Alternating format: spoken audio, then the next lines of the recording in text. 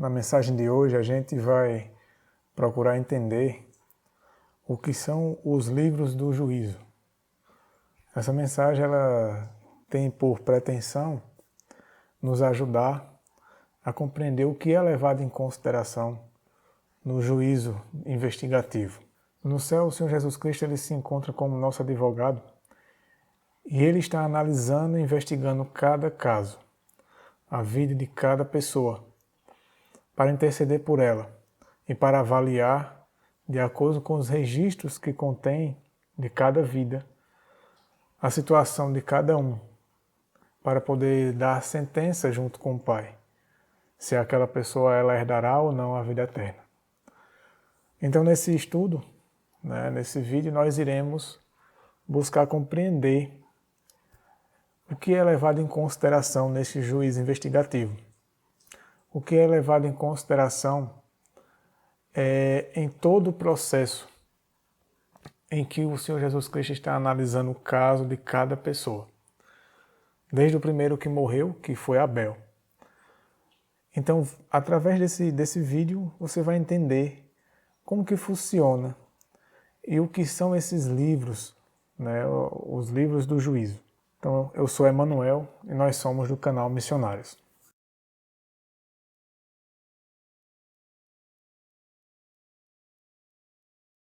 Bom, o título da mensagem, como eu já havia dito, os livros do juízo. Você pode reparar que nessa ilustração da capa, simbolicamente ilustrando Deus, ilustrando Nosso Senhor, Jesus Cristo, avaliando os livros. E interessante que nessa ilustração contém 5 rolos. A gente vai analisar o que são e o que contém e como cada um é avaliado. O que Deus nos revelou com relação a isso. Em 22 de outubro de 1844, o Senhor Jesus Cristo, pela história e pela profecia, quando a gente estuda a profecia das 2.300 tardes e manhãs, de maneira histórica, aplicando a profecia à história, para quem já conhece esse tema e sabe que nós adventistas entendemos que esse período de tempo dessa profecia, ele encerra em 22 de outubro de 1844. E compreendemos que nesse momento o Senhor Jesus Cristo ele entra no santuário, no compartimento santíssimo, para fazer expiação pela humanidade. Essa expiação é o juízo investigativo, é onde ele vai avaliar a situação de cada pessoa, começando pelos mortos até passar pelos vivos. E só então, após ele encerrar essa obra, é que é dada a sentença final para aqueles que tiveram o seu caso avaliado nesse processo. Não só estudando as 2.300 tardes e manhãs, é que a gente chega à conclusão de que, de fato, Deus havia marcado um período, Deus tinha determinado um período em que iria começar o juízo, processo de julgamento do povo. Em Atos 17, 30 e 31 diz assim: mas Deus, não levando em conta os tempos da ignorância, manda agora que todos os homens em todo lugar se arrependam. E no verso 31 diz: porquanto determinou um dia em que com justiça há de julgar o mundo, por meio do varão que para isso ordenou. E disso tem dado certeza a todos, ressuscitando dentre os mortos. Veja, no verso 30, diz que Deus não leva em conta o tempo da ignorância. O julgamento de Deus, ele é justo. Ele não irá sentenciar alguém que estava na ignorância. Alguém que estava na ignorância, de fato, legitimamente, ele não pode ser punido como alguém que tinha o conhecimento daquela informação, daquele dever que deveria ser cumprido, mas recusou cumprir. E aqui diz que no verso 31 que Deus determinou um dia em que com justiça há de julgar o mundo. Então, de fato, Deus ele tinha uma data determinada para começar a julgar o mundo com justiça. por meio de Jesus Cristo. Porque aqui diz por meio do varão para que isso ordenou. E disso tem dado certeza a todos, ressuscitando dentre os mortos, falando exatamente do Senhor Jesus. Então você entende aqui que essa data, que nós compreendemos que seja 22 de outubro de 1844, é quando o Senhor Jesus Cristo começa esse processo de juízo investigativo, ela já havia sido determinada por Deus. O Espírito de Profecia, no livro O Grande Conflito, diz assim: no grande dia da expiação final, do juízo de investigação, os únicos casos a serem considerados são os do povo professo de Deus. O julgamento dos ímpios constitui obra distinta e separada, e ocorre em ocasião posterior. E diz assim em 1 Pedro 4,17: é tempo que começa o julgamento pela casa de Deus, e se primeiro começa por nós, qual será o fim daqueles que são desobedientes ao Evangelho? Aqui você entende que no grande dia da expiação final, que é justamente esse processo de investigação do caso de cada pessoa, sendo que as pessoas que são levadas em consideração nesse juízo investigativo são, que aqui diz, os únicos casos a serem considerados são os do professo povo de Deus, daquele que professa ou professor ser servo de Deus, aceitar Jesus Cristo, né? Amar Jesus Cristo e aceitá-lo como seu Senhor e Salvador. Esses são os únicos casos que são considerados nesse primeiro momento, porque aqui diz que o julgamento dos ímpios constitui obra distinta e separada e ocorre em ocasião posterior. Quando que ocorre o julgamento dos ímpios? No milênio. Quando você estuda o milênio, você entende que antes do milênio, dos 1000 anos, lá em Apocalipse, primeiramente ressuscitam-se os salvos. E os que vão estar vivos e selados, que são os 144 mil, na ocasião da volta de Cristo, eles também são glorificados e trasladados. E os que morreram salvos, que passaram por esse juízo investigativo e foram dignos da vida eterna, considerados por aquele que o julgou, que é o Senhor Jesus Cristo, esses são ressuscitados antes do milênio. E no milênio, esses que foram ressuscitados e glorificados, e os que estavam vivos, os 144 mil, que vão para o céu com o Senhor Jesus Cristo e passam por esse processo de 1000 anos, eles então vão investigar o caso, junto com o Senhor Jesus, dos perdidos e saber por que eles não ressuscitaram. Por isso que tem essa distinção. Até aqui, acredito que muitos que venham assistir esse vídeo já devem entender isso. Mas a gente vai adiantando e vai entendendo que o assunto vai se aprofundando.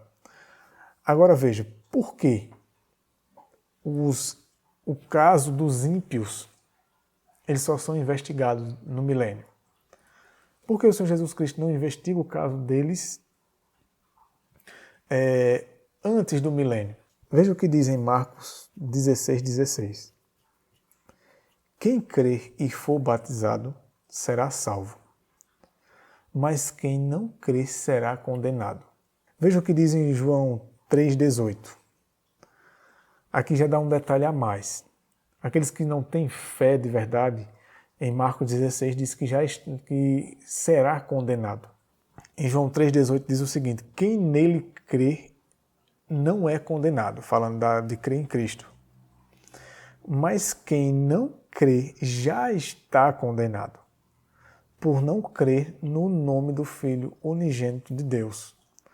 Então você entendeu que quem não crê, quem não tem fé genuína em tudo o que envolve o Senhor Jesus Cristo, tanto nele, quanto na palavra dele, quanto naquilo que ele nos pede para fazer, e no tipo de vida que nos é orientado a viver por ele, quem não tem a fé que opera pelas obras e purifica a alma, esse já está condenado. Então a sentença dele já está determinada. Por isso que o julgamento desses são posterior, porque eles já estão, nesse momento, condenados. Diz o Espírito de Profecia, antes de qualquer pessoa poder entrar nas mansões dos bem-aventurados, seu caso deverá ser investigado, e seu caráter e ações deverão passar em revista perante Deus. Todos serão julgados de acordo com as coisas escritas nos livros. Veja que ela menciona aqui livros no plural. Nos livros, ou seja, existe mais de um livro.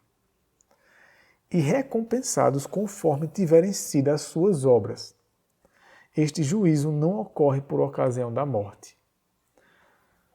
Ou seja, a vida, ela, após a morte, o indivíduo não faz mais nada. Né? Se você entende que depois que o indivíduo ele morre, ele está dormindo, consequentemente não há obras. Então tudo que é julgado tem que ser julgado enquanto há vida. Por isso que aqui diz que este juízo não ocorre por ocasião da morte. E aqui diz que o caráter e ações deverão passar em revista perante Deus. Todos serão julgados de acordo com as coisas escritas nos livros. Isso é muito interessante, porque a gente deve entender o que contém nesses livros. Se a gente entender o que contém nesses livros, a gente vai poder ter uma visão mais clara e poder tomar decisões mais sérias. Poder refletir melhor na nossa vida, no que estamos fazendo, né? Qual é o sentido da nossa vida. Você entende que seremos julgados pelas obras? Então não basta apenas crer, ou pelo menos dizer que crê, porque a verdadeira fé, ela opera pelas obras. E cada pessoa está sendo avaliada pelas decisões que tomaram, porque as obras elas começam nos sentimentos e pensamentos. São as decisões e as escolhas, que muitas vezes se tornam em atitudes, em comportamento, em ação e reação. Aqui em Eclesiastes 12, versículos 13 e 14 diz assim: de tudo o que se tem ouvido, a suma é: teme a Deus e guarda os seus mandamentos, porque isto é o dever de todo homem. Veja que guardar os mandamentos de Deus, segundo Eclesiastes 12, versículo 13, é o dever de todo homem. E no verso 14 diz assim: porque Deus há de trazer a juízo todas as obras, até as que estão escondidas, quer sejam boas, quer sejam más. Essa informação elas deveriam nos fazer temer e tremer. Porque aqui deixa bem claro que as coisas que fazemos em secreto, aquilo que as pessoas não estão vendo, diante dos olhos de Deus, cada coisa é minuciosamente relatada.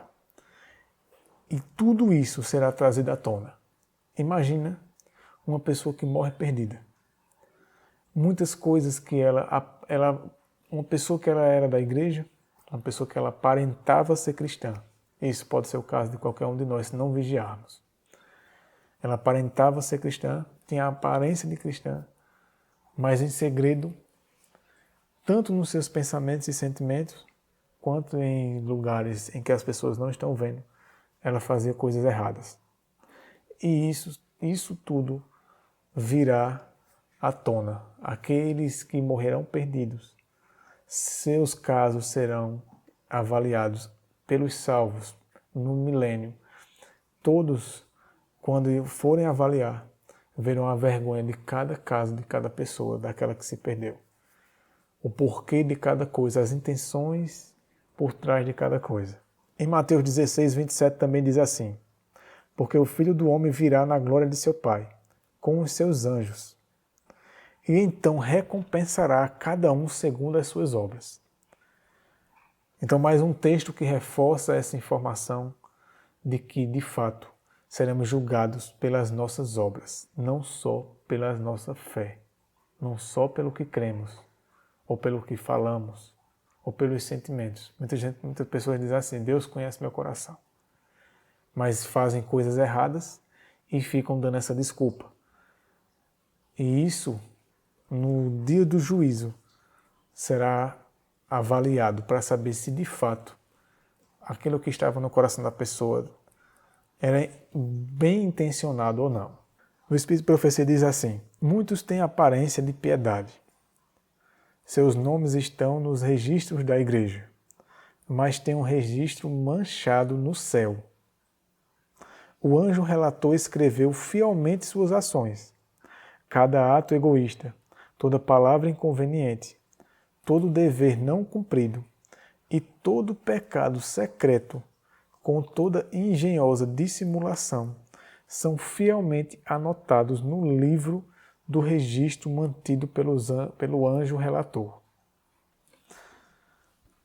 Esse texto ele é muito interessante porque ele diz que muitos que têm aparência de piedade, seus nomes estão nos registros da igreja, mas tem um registro manchado no céu. Então não basta apenas ter o nome na igreja. Não basta apenas ser ativo nas obras da igreja, nas atividades da igreja. Enquanto o caráter da pessoa, a vida da pessoa, nos outros lugares, em casa, no trabalho, na escola, na faculdade, seja lá onde for, é uma desonra a Deus.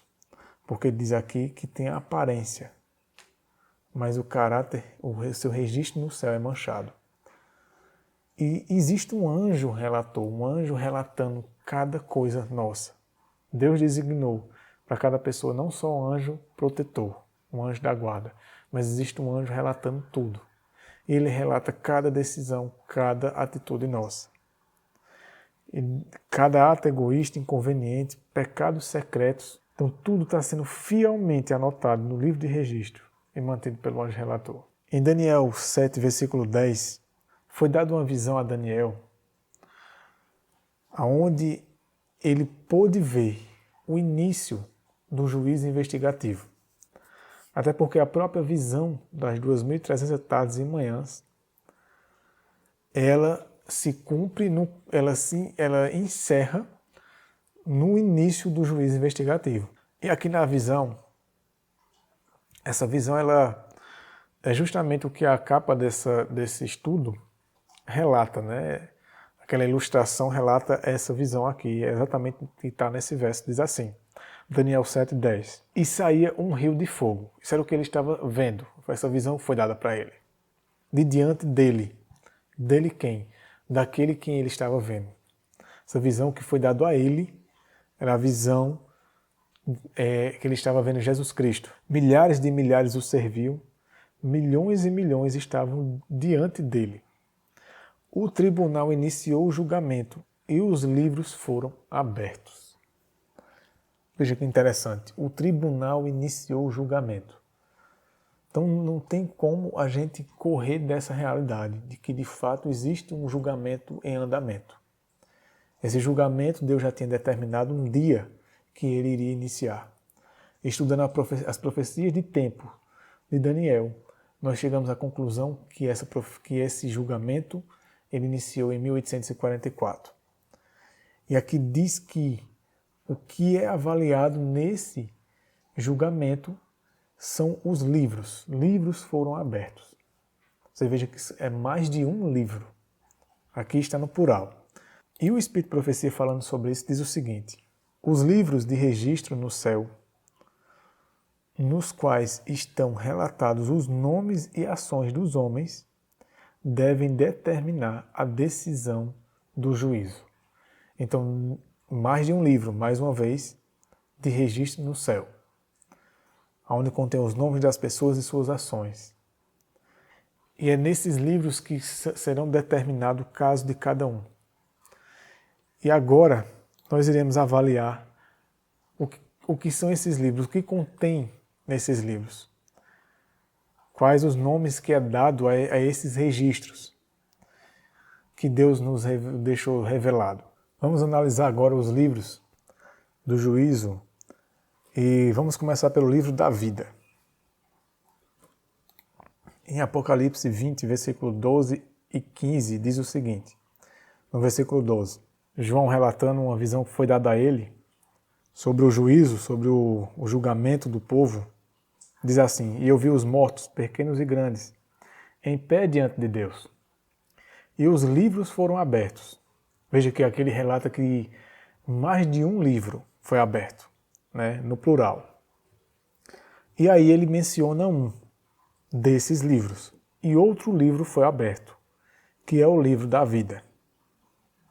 Então esse livro tem um nome, o livro da vida. E os mortos foram julgados pelas coisas que estavam escritas nos livros. Agora ele volta a falar dos livros no plural, de acordo com as suas obras. Veja, quantas e quantas vezes nós vemos na Bíblia que o povo será julgado por suas obras, não somente por aquilo que crê, que diz crer. Não é só uma questão de dizer que crê, mas as obras não correspondem com a crença. Porque as obras é o que vai valer no julgamento. Diz assim no verso 15: e todo aquele que não foi encontrado inscrito no livro da vida foi lançado no lago de fogo. Então veja como é sério. Quem não estiver inscrito no livro da vida, ele vai ser lançado no lago de fogo. A sentença é essa. Então no livro da vida contém aqueles que serão salvos. Porém, nós iremos ver ao longo desse estudo, será que é possível uma pessoa que está com um nome no livro da vida ter o seu nome removido do livro da vida e se perder, uma vez que ela teve o seu nome inscrito no livro da vida? Porque nem todos têm o nome inscrito no livro da vida. Mas aquele que uma vez foi inscrito no livro da vida, foi incluído nesse livro, será que uma vez incluído nesse livro, a pessoa não pode mais se perder? Essa é uma questão que a gente vai responder logo mais. Ainda falando do livro da vida, em Apocalipse 21, 27, diz assim: e não entrará nela, falando da Nova Jerusalém, a Jerusalém celestial, coisa alguma que contamine, nem o que quer que pratique abominação ou crie mentira, mas só os que estão inscritos no livro da vida do Cordeiro. Vale atentar para esses detalhes aqui.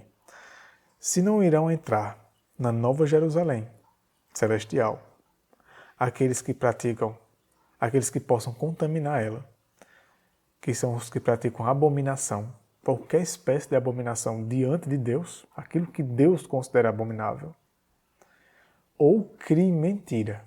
Então você entende que essas classes de pessoas que permanecerem praticando essas coisas, elas não estarão inscritas no livro da vida. Porque aqui diz que só os que estão inscritos no livro da vida é quem vão entrar na Nova Jerusalém, mas esses que ele menciona antes, essas classes que praticam essas coisas, não entram. Ou seja, quem está praticando essas coisas, naturalmente, automaticamente, não está inscrito no livro da vida. Diz aqui o Espírito de Profecia falando sobre o livro da vida. O livro da vida contém os nomes de todos os que já entraram para o serviço de Deus. Jesus ordenou a seus discípulos: alegrai-vos antes por estarem os vossos nomes escritos nos céus. Paulo fala de seus fiéis cooperadores, cujos nomes estão no livro da vida. Daniel, olhando através dos séculos para um tempo de angústia qual nunca houve, declara que se livrará o povo de Deus, todo aquele que se achar escrito no livro, somente os que estiverem com o nome permanecendo no livro da vida é que serão salvos, que serão livrados, né, no tempo de angústia qual nunca houve. E aqui diz que os nomes que estão escritos no livro da vida são aqueles que já entraram para o serviço de Deus.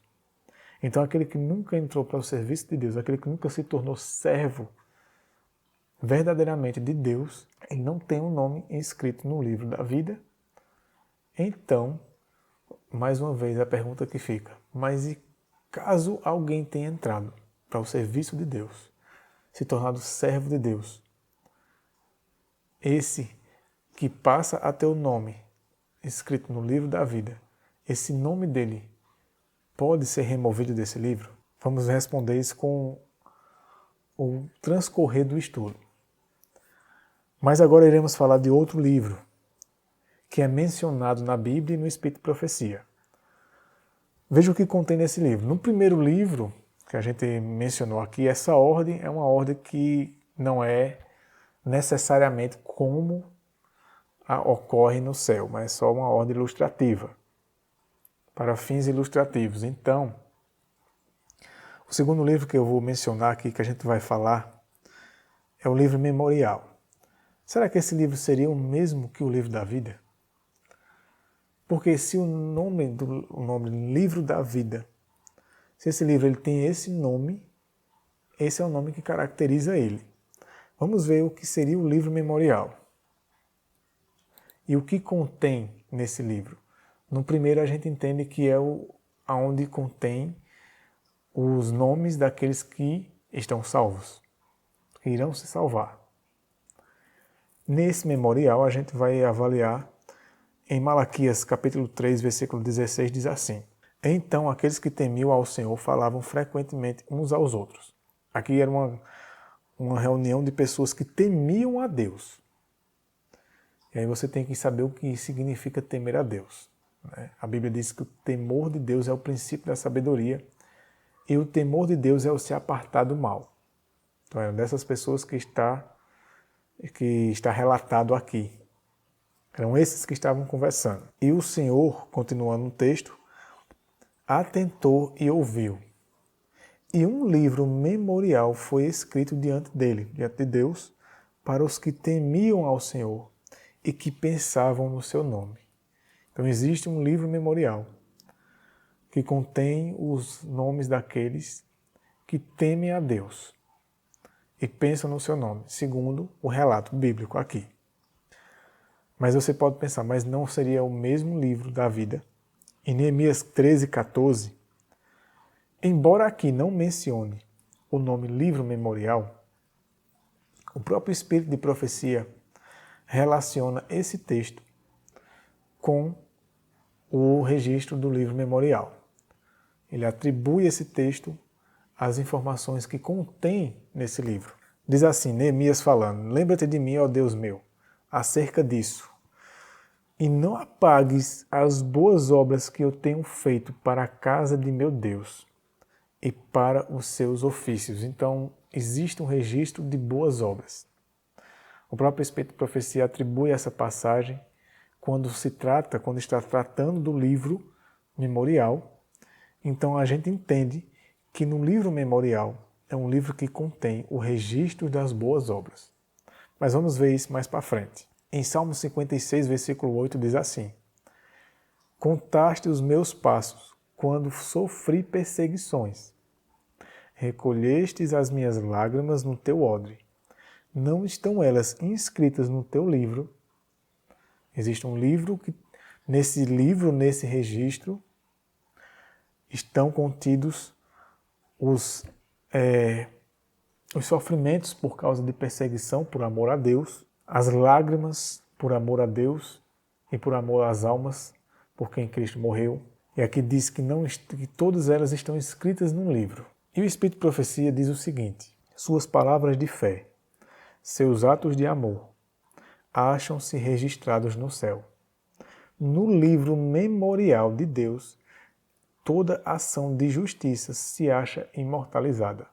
Veja que existe esse livro, o livro memorial. Se fosse o livro da vida, seria óbvio que seria mencionado como livro da vida. Quando fala do livro da vida, o nome é o livro da vida. Então, esse livro memorial é um livro distinto, é um outro livro. É um livro onde contém os atos de justiça, os atos de fidelidade a Deus, de obediência, atos de amor por Deus, pela palavra dele e por aqueles por quem ele morreu. Ainda continua dizendo aqui,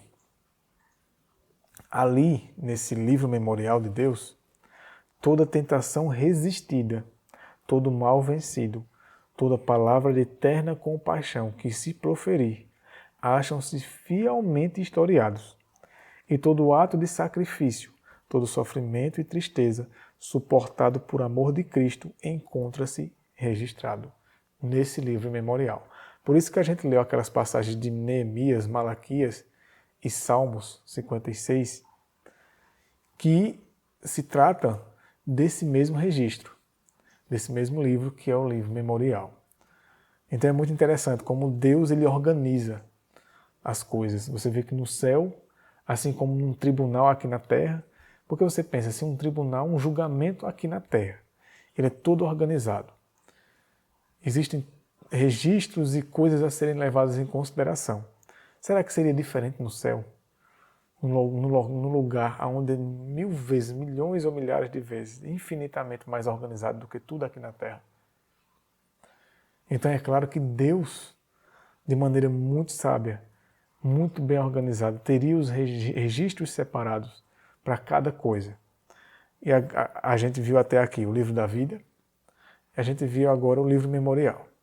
E a gente vai entender como é a dinâmica do julgamento desses livros. Assim como existe um relatório, um registro, um livro contendo os atos de obediência, de fidelidade por amor a Deus, esses registros que são considerados como o livro memorial, assim também existem relatórios dos pecados. Né? Se existe um livro da vida, existe um livro memorial, onde contém os atos, as boas obras, os atos de fé e fidelidade a Deus dos homens. Também existe um relatório dos pecados. Então vamos avaliar como funciona isso. O que seria esse relatório dos pecados? Em Isaías 65, versículos 6 e 7, diz o seguinte: Vejam, porém, escrito está diante de mim, Deus dizendo, não ficarei calado, mas darei plena retribuição. Eu lhes darei total retribuição. E aí você se pergunta, retribuição pelo quê? No verso 7 ele responde, tanto por seus pecados, como pelos pecados dos seus antepassados, diz o Senhor. Então está escrito diante de Deus os pecados do povo de Deus, os pecados de cada pessoa. E Deus está dizendo aqui que retribuirá esses pecados. Mas a gente vai entender o porquê e qual a condição para isso acontecer. Por que Deus está dizendo isso? Mas em Mateus 12, 36 e 37, a gente tem mais algumas informações com relação à questão de relatórios de pecado. Diz assim, digo-vos que, isso é o Senhor Jesus Cristo falando, que de toda palavra frívola que proferirem os homens, dela darão conta no dia do juízo. Veja, entendeu que toda palavra frívola que proferirem os homens, daremos conta. Mas isso é inevitável ou isso é evitável? É isso que iremos entender mais para frente. No verso 37 diz assim, porque pelas tuas palavras serás justificado e pelas tuas palavras serás condenado. Não só pelas obras, mas também pelas palavras. Por aquilo que é pronunciado e como é pronunciado também. Porque aqui diz fala de palavras frívolas. E isso aqui abrange muita coisa. Então o Espírito de Profecia diz o seguinte, veja como começa esse texto. Ela diz assim, há também um relatório dos pecados dos homens. Você percebeu que esse também, esse texto, ele é continuação do texto anterior que falava sobre o livro memorial.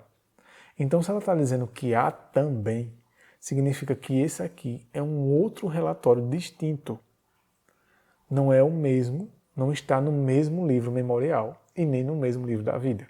Você percebe aqui que são relatórios distintos, separados. Só o fato dela dizer há também um relatório de pecado dos homens significa também que existe esse que a gente pode chamar também de livro, como os outros, que é uma categoria, aonde contém separadamente os pecados. A gente vai entender como que isso funciona mais para frente. Veja, os propósitos, o que contém nesse relatório de pecado? Os propósitos e intuitos secretos aparecem infalível no registro, até as coisas secretas. Pois Deus trará à luz as coisas ocultas das trevas e manifestará os desígnios dos corações, aquilo que está no coração. Que muitas vezes nós fazemos as coisas erradas e damos da desculpa dizendo: Deus conhece meu coração, quando alguém aponta o nosso erro. A gente normalmente se esconde atrás dessa desculpa. Deus conhece meu coração, mas ele está dizendo aqui que os desígnios dos corações serão manifestados. Se de fato o que estava sendo feito era por ignorância ou não.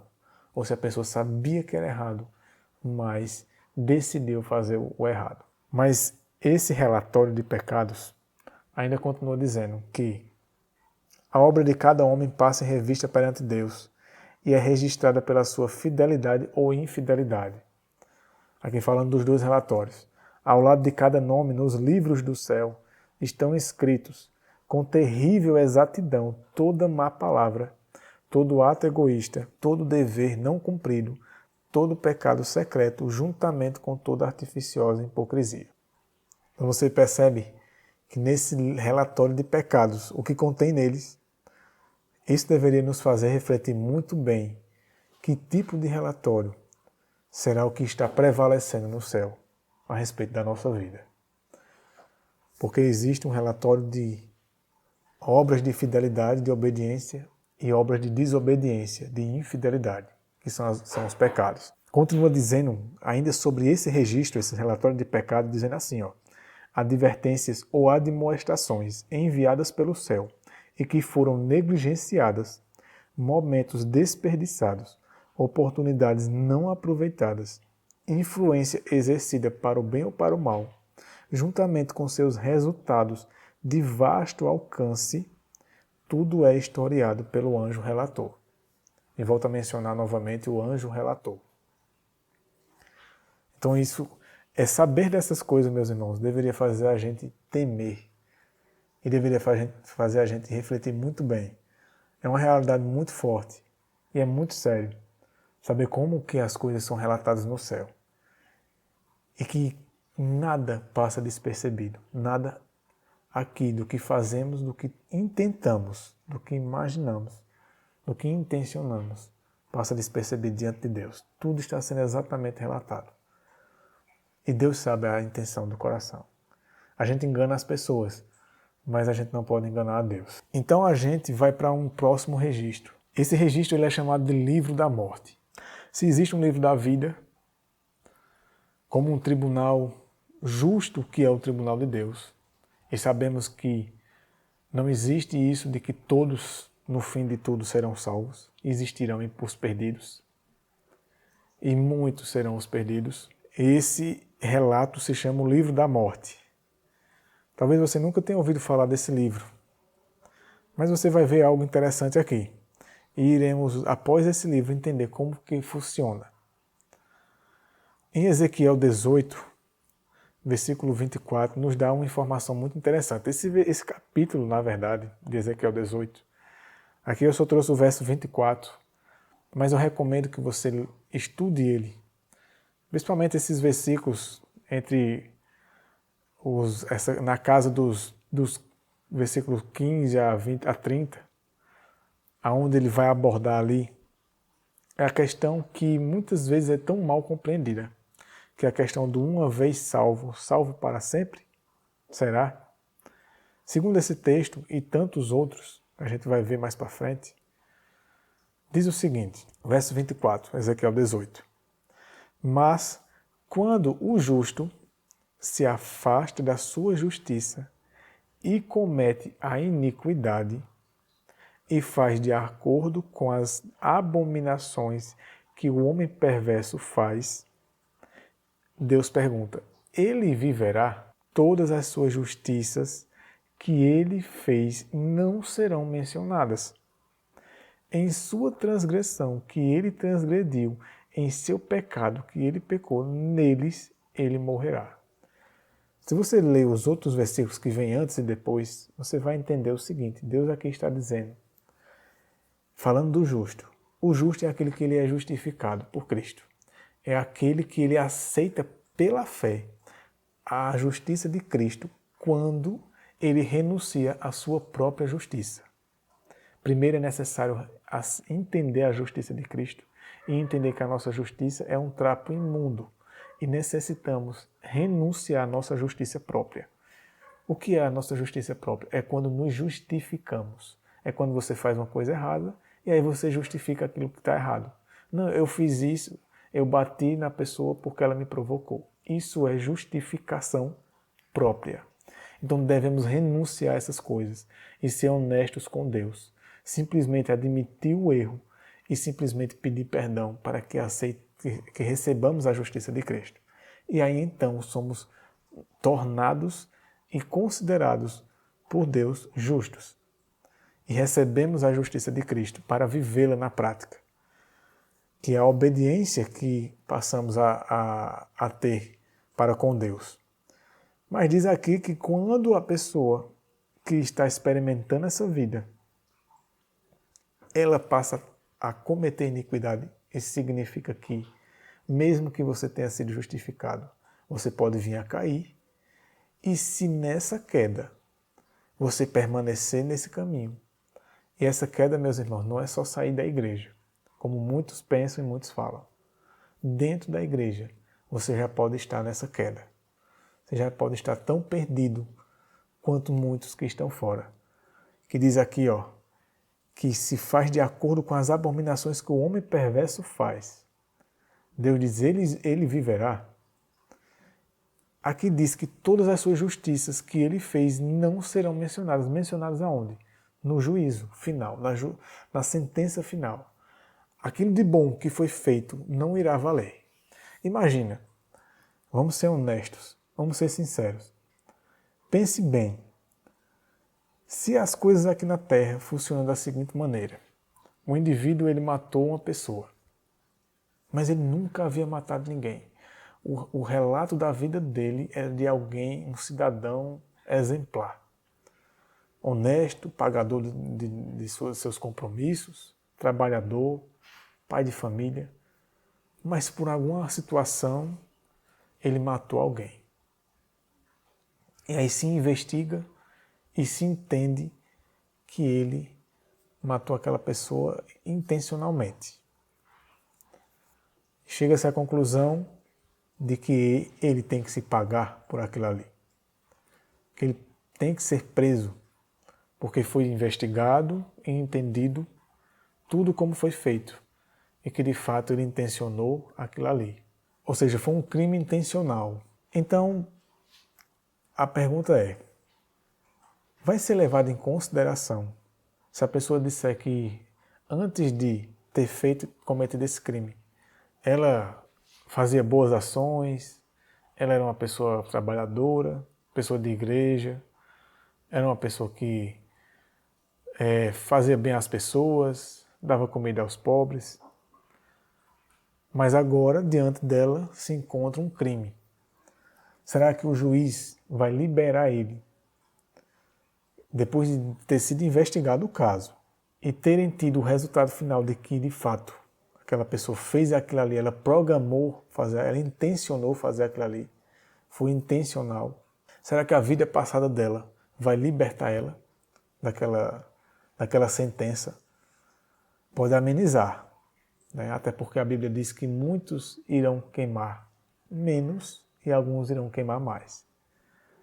Mas se a pessoa, ela fez aquele mal, o que ela fez de bom na vida passada não irá servir para liberar ela, para inocentar ela dessa situação. Então assim é com Deus.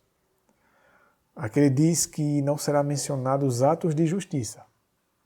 Não serão mencionados os atos de justiça. E em sua transgressão que ele transgrediu, em seu pecado que ele pecou, neles ele morrerá. Então isso é muito sério, irmãos. Muitas pessoas acham que Deus irá tirar, Jesus Cristo na volta dele é quem irá tirar os pecados da gente. E que a gente vai pecar até o final. Aqui diz que no pecado em que ele pecou, neles ele morrerá. Se morrer, ou na volta de Cristo, a pessoa estiver ainda cometendo pecados, então nesse pecado, ou nesses pecados, porque não será só um, a pessoa será sentenciada. E não será mencionado tudo de bom que ela tenha feito antes. Segundo o texto. Em Êxodo 32, 33 e 34 diz assim: E disse o Senhor a Moisés: Aquele que pecou contra mim, este apagarei do meu livro. De qual livro? Provavelmente ele se refere ao livro da vida. Veja que é possível ou não ser apagado do livro.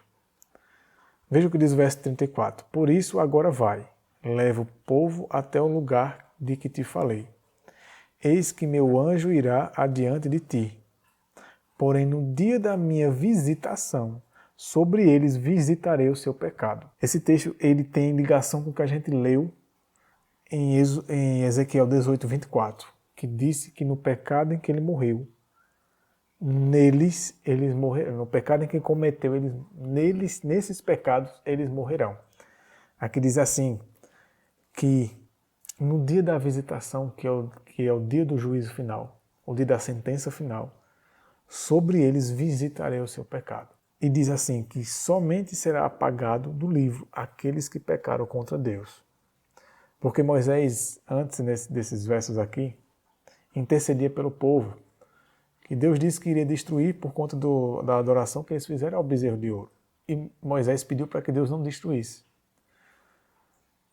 E ele disse que apagasse o nome dele. Moisés disse que apague meu nome, mas não destrua essas pessoas. Caso o Senhor destrua eles, então apaga meu nome. E esse nome, esse registro, ele estava mencionando que registro? O livro da vida. Mas Deus diz aqui a Moisés. É como se Deus estivesse dizendo o seguinte: Moisés, você não pecou contra mim, não foi você. Então aquele que pecou contra mim é esse que apagarei do meu livro.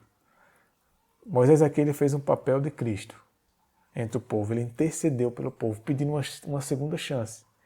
Embora Deus não tenha destruído o povo naquele momento, mas isso não era garantia de que eles estavam definitivamente salvos. Foi dada uma segunda chance, assim como nos foi dada uma segunda chance com a cruz de Cristo. Mas ele disse que se continuassem em seus pecados, no dia da visitação, ele iria visitar os pecados dele. E caso permanecesse, o nome seria apagado. Agora, para que isso não aconteça, para que não venhamos a receber a condenação pelos nossos pecados, a pagar pelos nossos pecados, o que é necessário? É possível inverter essa situação? Em Atos capítulo 3, versículo 19, diz o seguinte: para que os pecados sejam apagados e não o nome da pessoa dos registros do céu, é necessário isso aqui. Arrependei-vos, portanto, e convertei-vos. Duas coisas. Arrependimento de quê? E conversão de quê? Aí ele diz aqui: para que os vossos pecados sejam apagados. Então, ou os pecados são apagados, ou o nome da pessoa é apagado do livro da vida. As duas coisas elas não podem permanecer até o fim. Até o fim, somente uma dessas coisas irá prevalecer. E somente uma delas irá determinar a sentença de cada um. Se o pecado é apagado, então o nome permanece no livro da vida. Se o pecado não é apagado, o nome da pessoa é apagado. Vocês vão entender isso melhor. Eu já estou adiantando isso, mas eu vou mostrar para vocês na Bíblia e no Espírito de Profecia. Mas é necessário, para que os pecados sejam apagados, haja um verdadeiro arrependimento. O arrependimento ele é um dom de Deus. É Deus quem concede o arrependimento à pessoa. Recebemos isso de Deus, mas precisamos aceitar que necessitamos nos arrepender e do que necessitamos nos arrepender, de quais pecados. Por isso é preciso que a gente permita que Cristo habite em nossos corações para nos mostrar aonde estamos em pecado diante de Deus. Que o Espírito Santo possa abrir nossa mente, apelar nossa consciência e nos mostrar aonde estamos em pecado, para que então Ele nos leve ao arrependimento. Ele nos ajude a nos arrepender e nos converter. O que seria a conversão? O indivíduo, ele está indo adulterar. Então o Espírito Santo apela à consciência dele. Por quê? Porque ele aprendeu na Bíblia que aquilo ali é pecado diante de Deus, que aquilo ali ofende a Deus, entristece o espírito, endurece o coração, faz separação entre Deus e o homem e também afeta outras pessoas. Então, ele, nesse momento que o Espírito apela à consciência dele, se ele decidir que isso é errado, ele então ocorre o processo de arrependimento. Ele se arrepende. Ele para, pensa, com a ajuda do Espírito Santo, então ele se arrepende. Mas então é necessário fazer um próximo passo. E qual é o próximo passo? É converter daquilo que queria fazer. Ou seja, ele estava indo nesse caminho, fazer o que é errado, e ele se converte e volta atrás. Isso é arrependimento e conversão, sobre qualquer situação. Só assim é que os pecados serão apagados. Lembra que tem um relatório de pecados? Vocês vão entender como é que funciona isso. E aqui continua o texto dizendo, e assim venha da presença do Senhor tempos de refrigério. Aqui se refere à chuva serôdia. Outro texto que nos ajuda a compreender isso está em Provérbios 28, 13, que diz assim, aquele que encobre os seus pecados não prosperará. O que é encobrir? É esconder, é omitir. É você fingir que aquilo ali não existe. Mas, aí continua o texto, mas quem quer que os confesse e os abandone, terá misericórdia. Tá vendo? Então é necessário arrepender-se, confessar, abandonar e converter. Essas 4 etapas são necessárias para que, de fato, o indivíduo ele seja tido por Deus como alguém convertido de fato. Ele precisa se arrepender genuinamente, confessar, ele precisa abandonar esse e, por fim, se converter disso. Ele tem que tomar essa decisão junto com Cristo. Caso contrário, não alcançará a misericórdia de Deus. Agora veja o que diz o Espírito de Profecia. Isso aqui é muito interessante. Quando alguém, veja, em um texto pequeno, que a gente vai ler aqui, a gente vai resumir todo o nosso conteúdo. Só nesse texto a gente resume tudo, a gente entende tudo como funciona. Agora a gente vai entender a função de cada livro, de cada relatório e como que funciona essa dinâmica desses livros. Veja o que é que diz aqui. Quando alguém tem pecados que permaneçam nos livros de registro, imagina o registro de antecedentes criminais. Se a sua ficha está limpa, então você pode ser admitido. Imagina uma empresa que ela te peça a sua ficha de antecedentes criminais. Se ela está limpa, você pode ser admitido naquela empresa. Mas se ela está suja, se contém ali algum crime, algum delito, pelo qual não se houve um processo de pagar por aquilo ali, seja como for, mas permaneceu, consequentemente, tanto você pode ser processado ou preso, como você também não entra naquele local que requer de você a sua ficha, né, de antecedentes criminais. E no céu também as coisas acontecem de maneira organizada. E aqui diz assim, ó, quando alguém tem pecados que permaneçam nos livros de registro, para os quais não houve arrependimento nem perdão, porque só se pode apagar o pecado, é como se ali estivesse relatando que aquele pecado, aquela transgressão, aquele delito houve arrependimento por ele. Então ele não é mais considerado diante de Deus. E aqui continua dizendo assim. Por que aqui diz assim? Aqui diz, para os quais não houve arrependimento nem perdão, porque para que haja o perdão é necessário que haja o arrependimento. Não tem como uma pessoa ser perdoada se ela não se arrepende e pede perdão. Seu nome será omitido do livro da vida, se ela não passar por esse processo. Entendeu? Então, mesmo que ela esteja no livro da vida, é possível o nome dela ser apagado e omitido do livro da vida? Sim, é possível. E o relato de suas boas ações apagado do livro memorial de Deus. Você entendeu agora que são 2 livros diferentes? Você entendeu, na verdade, que aqui está falando de 3 livros, de 3 relatórios, pecados que permaneçam no relatório de pecados. Se no juízo final, na sentença final, não houve arrependimento, se permaneceu o pecado sem arrependimento, e o verdadeiro arrependimento, ele vem com a confissão, o abandono e a conversão.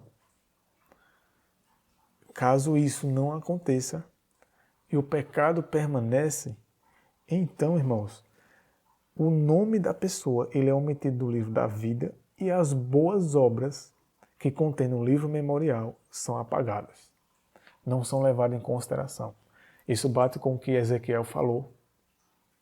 Isso bate com o que Deus falou para Moisés, lá em Êxodo, de que, embora você tenha um bom registro, mas se você não vigiar, se você não permanecer nos caminhos, e isso não é só uma questão de sair de igreja, como muitos pensam, e assim a gente se acomoda só por estar dentro da igreja, a gente acha que o nosso relatório no céu está tranquilo, quando muitas vezes pode não estar. E o nome da pessoa, quando ele é omitido do livro da vida e o relato de suas boas ações são apagados do memorial de Deus, o que é que acontece? O próximo texto diz: então é determinada a parte que os ímpios devem sofrer, segundo as suas obras, e registrada em frente ao seu nome no livro da morte. Está vendo que existe o livro da morte? E aí, quando se passa por aquele processo de investigação, em que Cristo está avaliando o caso de cada um, o indivíduo morreu, e em sua morte não houve verdadeiro, genuíno arrependimento de cada pecado que ele cometeu durante sua vida. Por isso que não é seguro, nunca foi e nunca será, deixar para a última hora. Nós temos esse péssimo costume de deixar para a última hora para resolver as coisas. E a Bíblia disse: hoje, se ouvirdes a sua voz, não endureçais os vossos corações. Hoje é o dia de buscarmos o verdadeiro arrependimento, de buscarmos a verdadeira conversão desses pecados, abandono e confissão desses pecados, com a ajuda de Cristo, porque por nós mesmos nós não conseguiremos. Até porque o próprio salmista disse uma vez que Deus pediu a Deus para que Deus mostrasse a ele se havia algum caminho mau, se havia algum pecado nele, para que Deus o mostrasse, para que ele pudesse se arrepender. E assim devemos fazer. Hoje é o dia que temos, meus irmãos, para buscar esse verdadeiro arrependimento. Nos arrepender de cada pecado, porque caso contrário, se morrermos nesses pecados sem arrependimento, se eles permanecerem nos registros, o que vai nos restar é o nosso nome no livro da vida será omitido, os registros de boas obras serão apagados e permanece o registro de pecado, que faz com que automaticamente o nosso nome vá para o livro da morte. Esse livro da morte é o livro da sentença final daqueles que irão se perder. Agora, qual é o critério para julgar cada caso? Existe o livro da vida. Para se permanecer no livro da vida é necessário que o caso, no julgamento final, na sentença final do indivíduo, seja apenas os seus relatos de boas obras. Não pode haver, no final de tudo, uma conciliação entre as boas obras e os pecados. Ou vai permanecer um, ou vai permanecer outro. Ou vai prevalecer um, ou vai prevalecer o outro. Ou seus registros no final. Por isso que os 144 mil, eles estarão apenas após o selamento, com o seu registro somente de boas obras. Não haverá mais pecados. Não haverá mais, nesse momento, um relato de pecado deles, porque se arrependeram de todos os pecados. E só serão salvos aqueles para os quais houve arrependimento de cada pecado que havia no relatório de pecado. E, consequentemente, só permaneceu apenas o relatório de boas obras, de fidelidade e obediência. E esse relatório é o que faz com que o indivíduo permaneça automaticamente no livro da vida. E o livro da vida, por sua vez, é o que dá a garantia da vida eterna. Caso o seu registro não seja o de boas obras, se o que prevalecer são pecados para os quais não houve arrependimento, mesmo que tenha havido boas obras, mas não houve arrependimento para cada pecado relatado, não houve um cancelamento, aqueles pecados não foram apagados por conta de arrependimento e conversão deles, esses relatórios positivos, eles são omitidos e permanecendo o de pecados, ele é a garantia do indivíduo passar para o livro da morte. É assim que funciona. Mas entre esses relatórios existe um código. Assim como é no tribunal, que existe uma lei, existe um parâmetro para se julgar cada caso, como que vai ser julgado os casos. Porque o que define que aquilo é um pecado? O nome da pessoa permaneça no relatório de pecado. O que define cada pecado? O que define que aquilo é uma boa obra? É o que a gente acha? É o que a gente pensa? Somos nós quem determinamos?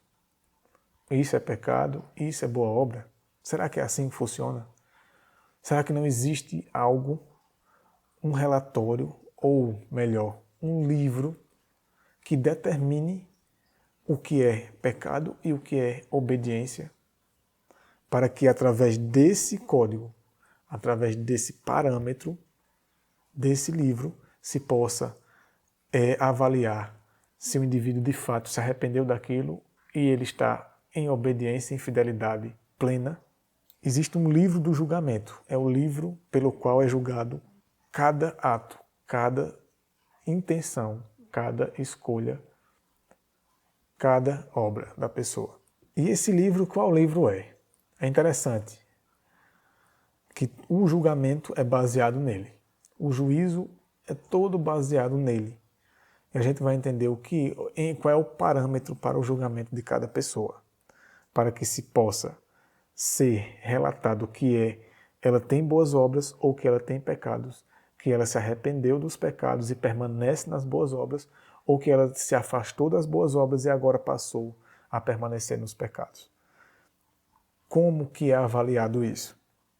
Em João 12, 47 e 48 diz assim: o Senhor Jesus dizendo: se algum homem ouvir as minhas palavras e não crer, eu não o julgo. Porque eu não vim para julgar o mundo, mas para salvar o mundo. E aí as pessoas geralmente se apegam a esse texto. Porque, de fato, naquela primeira vinda dele, ele não veio para julgar. Mas na segunda vinda, ele vai vir para dar a sentença final. Então, o momento de julgamento está ocorrendo agora. Entre esse primeiro período, que foi o primeiro período da primeira vinda dele, o propósito dele não era julgar, mas salvar. Dar a salvação, dar a chance, a segunda chance ao homem, para que o homem pudesse se arrepender e ajudar o homem nesse processo, porque esse é o objetivo de Cristo. A própria palavra diz que Deus não fica contente, Deus não se alegra com a morte, com a perdição do ímpio, mas que antes ele se converta, ele se arrependa. Então o propósito de Deus, irmãos, é nos ajudar.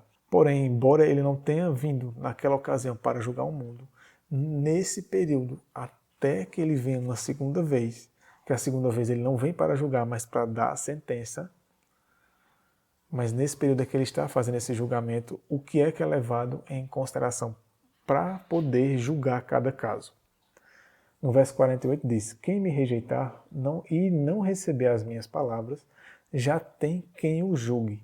E quem é que julga? A palavra que eu tenho falado, essa o julgará no último dia. Então é a palavra de Deus, porque a palavra de Cristo é a palavra de Deus. É essa palavra que irá nos julgar no último dia. Veja que interessante. Temos em nossas mãos, em nossas estantes, o livro do julgamento. É por esse livro que nosso caso será julgado. Quer ver outro texto? Tiago capítulo 2, versículo 12. Veja o que é que diz aqui. Principalmente para aqueles que desconsideram a lei de Deus. Aqui diz assim: assim falai e assim procedei, como os que hão de ser julgados pela lei da liberdade. Assim falai e assim procedei. Como? Ou seja, é como se Deus estivesse dizendo: vocês sabem que vocês vão ser julgados. Então, andem, falem e procedam como pessoas que estão em julgamentos e que serão julgados. Porque seremos julgados pela lei da liberdade. Então, a lei de Deus é o código, é a norma, é o critério do julgamento do homem. Se para um julgamento aqui nesse mundo existe uma lei, um código para poder avaliar o caso, imagina se para Deus não iria ser assim. A gente quer muitas vezes atribuir ao governo de Deus um governo sem lei, sem ordem e sem decência. Mas não é assim que funciona. E por que aqui é chamado de lei da liberdade? Alguém pode dizer: mas essa não é a lei de Deus, é uma outra lei. Lei da liberdade, por quê? Vamos tentar fazer o raciocínio funcionar com a palavra de Deus. Esse raciocínio é o seguinte: uma pessoa nessa vida, aqui nesse mundo, que ela está presa porque ela obedeceu ou desobedeceu a lei. Irmãos, vamos ser honestos. Essa resposta ela pode parecer óbvia.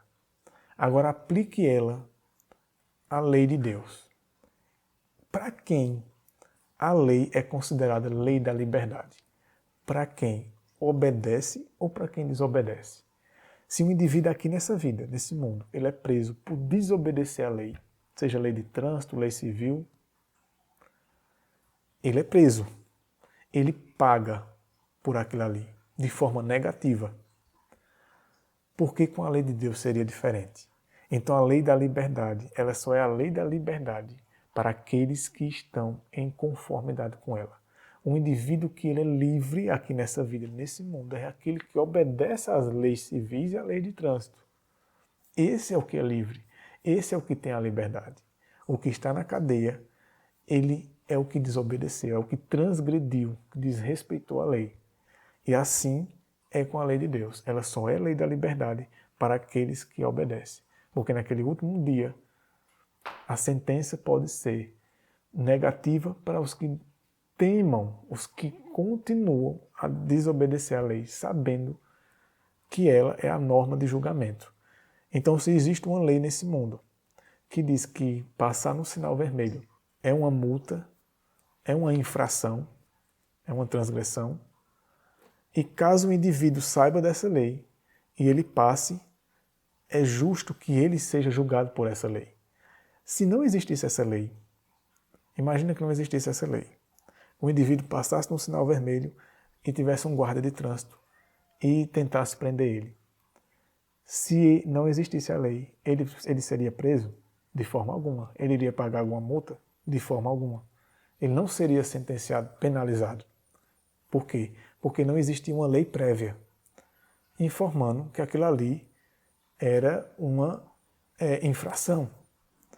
Mas se existe a lei, antes de que aconteça aquela infração, consequentemente o indivíduo terá que pagar por aquilo ali. Assim é com a lei de Deus, assim é com o julgamento de Deus, com o juízo de Deus. Então a norma é a lei de Deus. Mas Jesus Cristo disse que era a palavra dele quem iria julgar.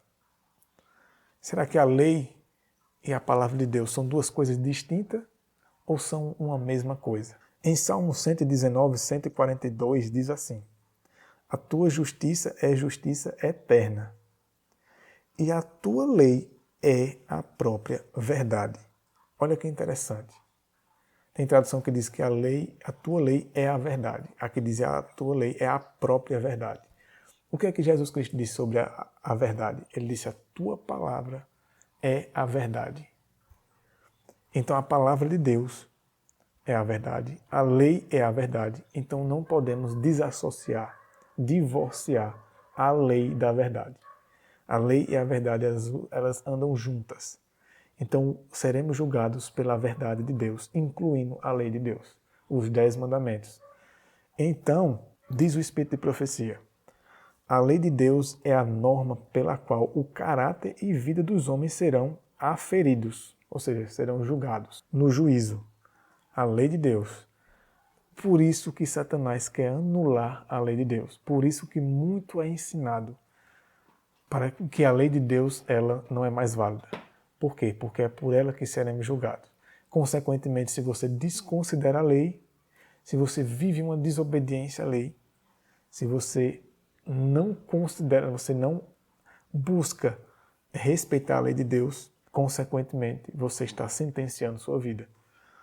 Diz mais aqui. Durante os 1000 anos, entre a primeira e a segunda ressurreições, ocorre o julgamento dos ímpios. É nesse momento que os ímpios são julgados. E serão julgados pelos salvos junto com os anjos e com Deus. Em união com Cristo, julgam os ímpios, comparando seus atos com o código. Comparando seus atos com o código. Assim como num tribunal. Tem que ter uma lei para que ele possa avaliar o que foi que aquele indivíduo fez de errado. Tem que existir uma norma, um código, para um juízo, para um julgamento. Não tem como. Não faz sentido. E qual é esse código que diz aqui no texto? A Escritura Sagrada. Lembra que no texto anterior ela disse que era a lei de Deus? Então a Escritura e a lei é uma coisa só. Não devemos desassociar uma coisa da outra. Decidindo cada caso segundo as ações praticadas no corpo. Então, irmãos, o julgamento de Deus é muito sério. Hoje temos o privilégio de ter o livro do julgamento, o livro do juízo, a norma, o código de Deus, que é a Bíblia. Através desse conhecimento que a Bíblia nos transmite, é que podemos então buscar fé, poder, graça e buscar o socorro de Cristo para que Ele nos ajude a viver uma vida de conformidade com a vontade dEle. A lei em si mesma, ela não pode nos salvar, mas ela nos leva a Cristo, porque quando enxergamos os nossos pecados através da lei, aí então buscamos a Cristo para buscar arrependimento. Porque como iremos nos arrepender de algo que não sabemos que é errado? Então devemos buscar, meus irmãos, entender essas coisas para que possamos buscar a Cristo. Porque a gente tem esse último texto bíblico, em 1 João 2,1, que diz assim: meus filhinhos, estas coisas vos escrevo, para que não pequeis. Porém, se algum homem pecar, temos um advogado com o Pai, Jesus Cristo, o justo. Então, Cristo é nosso advogado. E um dia ele será o nosso juiz.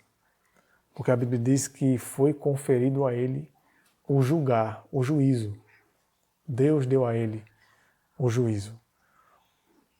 Enquanto ainda ele é nosso advogado, busquemos nos aproximar dele com amor, busquemos nos aproximar dele com fé. Ainda há esperança para nós. Não é uma mensagem para que nos desesperemos, para nos entristecer, mas para que possamos refletir que estamos em julgamento. Não devemos viver, meus irmãos, como se nada estivesse para acontecer.